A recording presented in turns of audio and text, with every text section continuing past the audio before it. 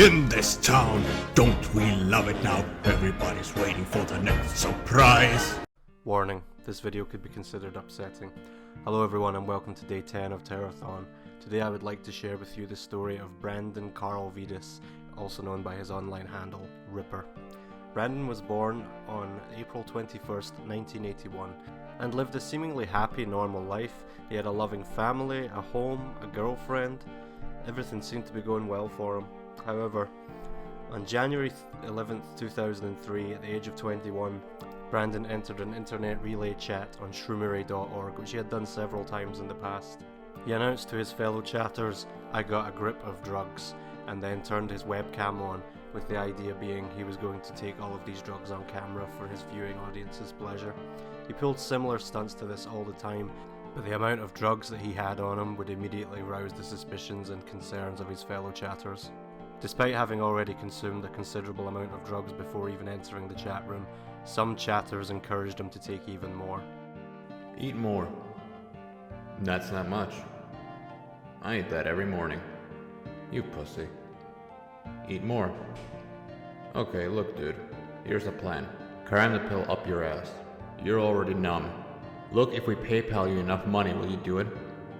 Hell yeah, eat more. Lol. Eat more.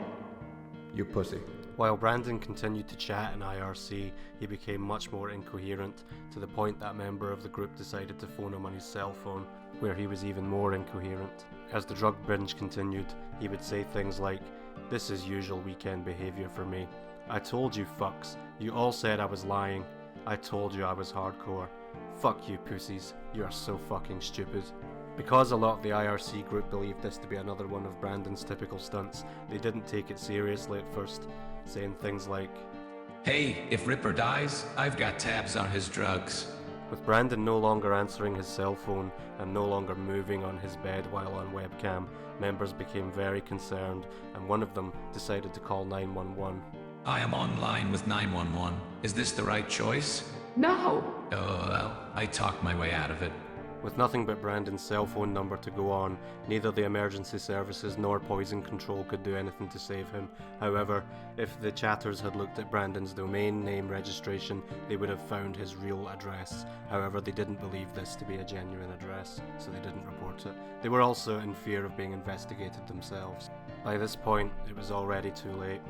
Brandon had consumed 320 milligrams of methadone, 24 milligrams of clonazepam, 120 milligrams of temazepam, 1.5 grams of kind buds, 4 grams of weed, 290 milligrams of Enderol, 8 grams of shrooms, 2 Vicodin, some Bacardi 151, 400 micrograms of LSD, 2 grams of mescaline, and 100 milligrams of DMT.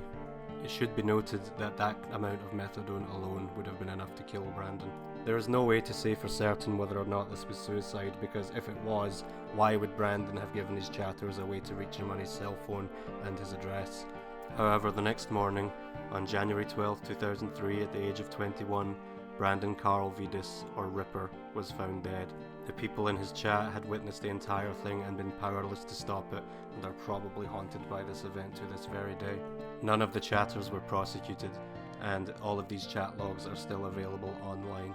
Brandon remains to this day very much missed by his family and friends, his father Richard most of all, who would post on his online obituary at least once a year. I hope this video serves as a warning of the horrors of drugs, especially if you take them recklessly, and I hope for yourself and the sake of your loved ones that you are more careful in future. Rest in peace, Brandon. This didn't have to happen to you. See you tomorrow. Hi, Brandon. It would be your 29th birthday today. I often think about you and miss you every day. Life goes on, but part of it is missing without you. You are forever in our hearts. Love, Dad. Today, you have been gone for 8 years. We still miss you every day. I know that my life changed forever when we lost you. I think of you when I have any problems with technology. You will always be in my heart and in my thoughts. I love you, Brandon. Dad, today is your 33rd birthday. I miss you so much just to sit and talk. We love and miss you every day, Brandon. If I could have one wish, it would be to see you again. You left a big empty place in my heart. With all of my love, Dad. Hi, Brandon. Another year has passed, and I still miss you every day. I think of you quite often, wondering what it would be like today if you were still with us. If the phone rings and I hear, "How's it going, Dad?" I know that we will be together again. Call me when it is time. Until we meet again, Dad. I miss you, son, with all of my heart. My time here grows shorter, and we will meet in the future. I sure could use your IT skills. Until we meet again, son. I think of you every day. Love, Dad. Vetus Richard Brooks, 75, of Chandler, Arizona, left this earth unexpectedly from St. Joseph's Hospital at 12:53 p.m. on Monday, June 19th, 2017. It seems father has reunited with son. All the best.